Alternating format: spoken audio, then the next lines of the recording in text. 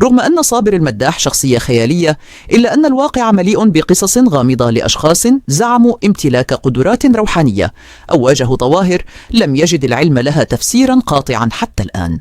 إليك بعض القصص الحقيقية أو التي تم تداولها كحقائق وتتشابه في أجوائها مع عالم المداح. قصة منزل بورسعيد لغز الحرائق الذاتية. في تسعينيات القرن الماضي ضجت مصر بقصة منزل في مدينة بورسعيد كانت تندلع فيه الحرائق تلقائيا دون سبب مادي. التشابه مع المداح. استدعت العائلة معالجين ورجال دين، وكان هناك صراع بين من يرى أنها هلاوس وبين من يؤكد وجود جن يسكن المكان. قصة انتهت دون تفسير علمي حاسم، لكنها تظل واحدة من أشهر قصص البيوت المسكونة في التراث المصري المعاصر.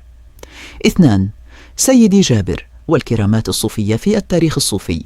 هناك قصص كثيرة عن أولياء امتلكوا ما يسمى بالفراسة أو الكشف، وهي القدرة على رؤية ما لا يراه الناس العاديون، تماما كما كان يحدث مع صابر في بداية الجزء الأول.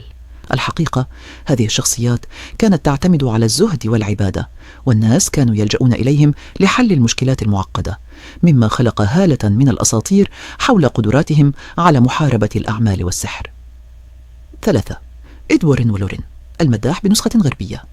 إذا بحثنا عالميا سنجد الزوجين إدوارد وورين اللذين استلهمت منهم أفلام The Conjuring. الواقع هما محققان حقيقيان في الظواهر الخارقة. ادعى إد أنه خبير في علم الشياطين، بينما زعمت لورين أنها وسيطة روحانية ترى الكيانات. التشابه تماما مثل صابر، كانا يواجهان كيانات شيطانية ويجمعان مقتنيات ملعونة في متحف خاص، وهي تفاصيل تشبه الخواتم والكتب والطلسمات التي يطاردها صابر المداح.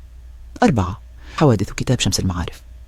هذا الكتاب الذي ظهر في المسلسل هو كتاب حقيقي وموجود بالفعل، وينسب لأحمد بن علي البوني.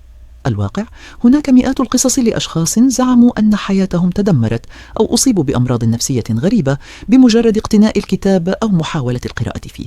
الارتباط بالمسلسل. المسلسل استخدم سمعة هذا الكتاب لخلق حالة من الرعب الواقعي لدى المشاهدين الذين سمعوا عنه في الحكايات الشعبية.